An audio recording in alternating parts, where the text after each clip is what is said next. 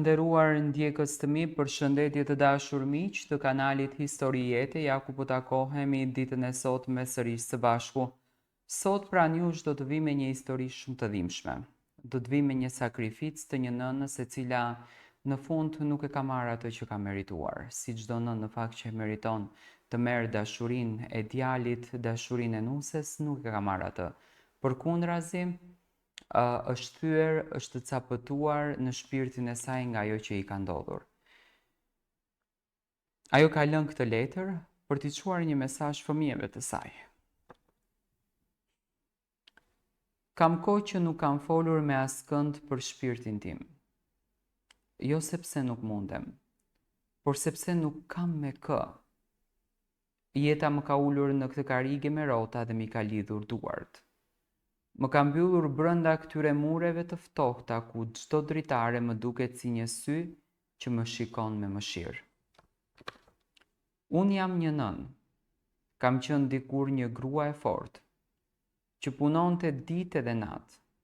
Kam larë, kam gatuar, kam mbledhur domate në ar, kam shitur në treg me thesin mbi shpinë dhe fëmijët në krah.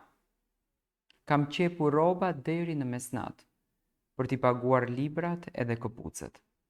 Kam shitur fleksat e dimrit që t'u bleja nga një lodër të vogël.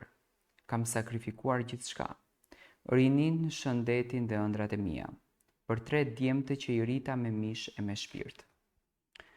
Por sot në këtë moshë më ka mbetur vetëm një shami që e lak çdo natë me lot.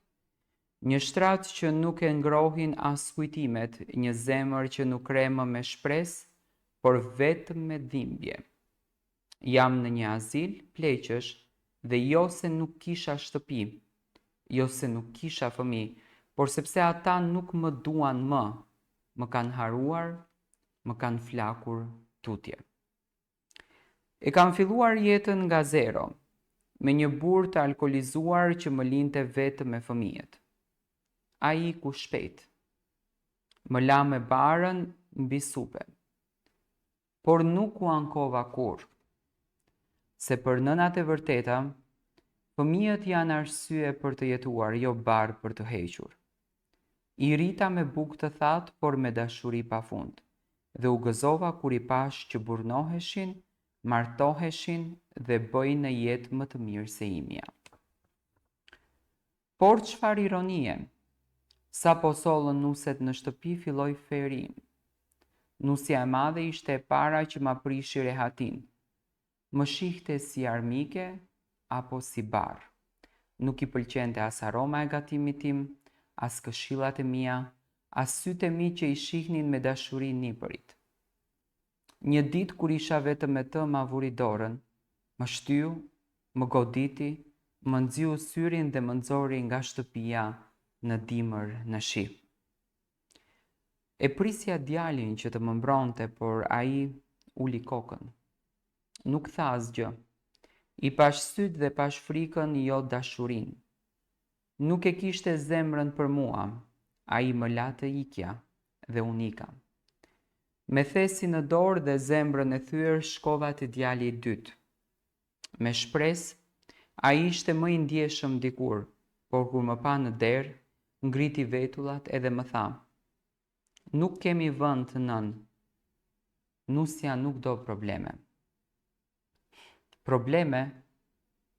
Unë që ju dash jetën, që s'kam kërkuar as një gjë, vetëm një qoshe, një gotë çaj dhe një përqafi, më sollët këtu, në këtë shtëpi të pleqve, si të isha një plaçkë e vjetër e papërdorshme. As edhe një herë s'më telefonuan. Nuk më pyetën si jam, nëse kam nevojë për ilaçe, a për një fjalë të ngrohtë. Djemtë e mi më kanë haruar. Kam menduar shumë këtu, ditë edhe natë. Ndoshta kam gabuar. Ndoshta i kam mësuar që gjithçka vjen lehtë dhe pa u lodhur. Ndoshta nuk i mësova të duan. Tani pendohem, jo për sakrificat. Ato i bëra me zemër, por përse nuk i ndalova asnjëherë. Nuk i detyrova të më kuptojnë sa shumë dhimbje mbart një nën. Nëna nuk duhet të plaket vetëm. Një nën nuk duhet të dergjet në një shtrat të huaj, me sytë të ngulur në derën që s'hapet kur. Më mungojnë zërat e tyre. Më mungon një si e oj nën. Më mungon një përqafim i vogël. Nuk dua para, nuk dua dhurata. Dua vetëm të di që nuk më kanë haruar. Kam një dhimbje që s'mund ta shpjegoj dot. Çdo natë lutem Zotit të më marr, por edhe një ditë më shumë të më lërë vetëm që ndoshta një ditë do të kujtohen për mua. Do të vinë edhe do të më thonë na fal nën, por ditët kalojnë dhe dera nuk hapet kur. Më pyesin shpesh në azil si kanë fëmijët dhe unë qesh. Rej me buzët që dridhen, u them janë mirë, më vizitojnë shpesh, por në dhomë i theras me zët ullët. Ku jeni, bite mi? A ju dhëm ndonjëherë që nëna juaj vuan? A ju mungoj? Apo ju kam dal nga zemra si një ëndër që harohet në mëngjes? Në këtë vend ku njerëzit vdesin pa u ndjerë, unë roj çdo ditë me një vdekje të ngadalë që vjen nga mungesa e dashurisë. Nuk ka dhimbje më të madhe se sa të rritësh me gjak e mund dikë dhe pastaj të quajnë të tepërt. Nëse njëri nga bitët mi do ta lexonte ndonjëherë këtë, dua vetëm kaq t'i them. Mos haro kush je dhe kush të dha jetën. Mos e lër nënën të plaket vetëm, sepse një ditë do të vi koha që do të qash, por ajo nuk do të jetë më aty të t'i fshi lotët. Ndonjëherë kur bie nata dhe dhoma ime pushtohet nga heshtja, më shfaqe në ëndër ata të vegjël ashtu siç dikur ishin. Më thërisnin oj mami, vrapojnë drejt meje me buzëqeshje, më përqafojnë me ato duart e vogla, më lyejnë fytyrën me çokoladë dhe më japin puthje pafund. E unë kur zgjohem kuptoj që nuk është asnjë prej tyre aty. Vetëm jastëku i lagur dhe zemra ime që re kot për ata që s'më duan më. E di që jam plakur. Nuk jam ajo gruaja e fortë që ngrinte bidonat me ujë në krah. Tani dridhem edhe kur ngre një lugë çorb. Por brenda meje rrehe ende një zemër nëneje, një zemër që nuk pushon së dashuruari, pavarësisht se është coptuar në mijëra grimca nga heshtja e fëmijëve të saj. Nuk ka mosh dashuria nënës as fund dhe kur ajo dashuri nuk merret kur mbrapsht. Ka gra këtu që i vizitojnë fëmijët çdo javë. U sjellin fruta, batanie, u flasin me zë të butë. Unë i shikoj me zili, nuk ua dua të keqen, por më vret shpirti kur shoh të tjerët me fëmijët e tyre dhe kujtoj që asgjë nuk më mungonte, veç një përqafim i ngrohtë. Sa herë dëgjoj trokitje dere, zemra më dridhet se mos është njëri prej tyre, por jo, nuk vinë, dhe unë mësohem çdo ditë më shumë me këtë lloj vdekjeje të gjallë. Kur më nxorën nga shtëpia, mbaj mend që nuk mora asgjë me vete, as fotografitë, as rrobat e mia të vjetra, as kujtimet. Më nxorën si të isha një huaj.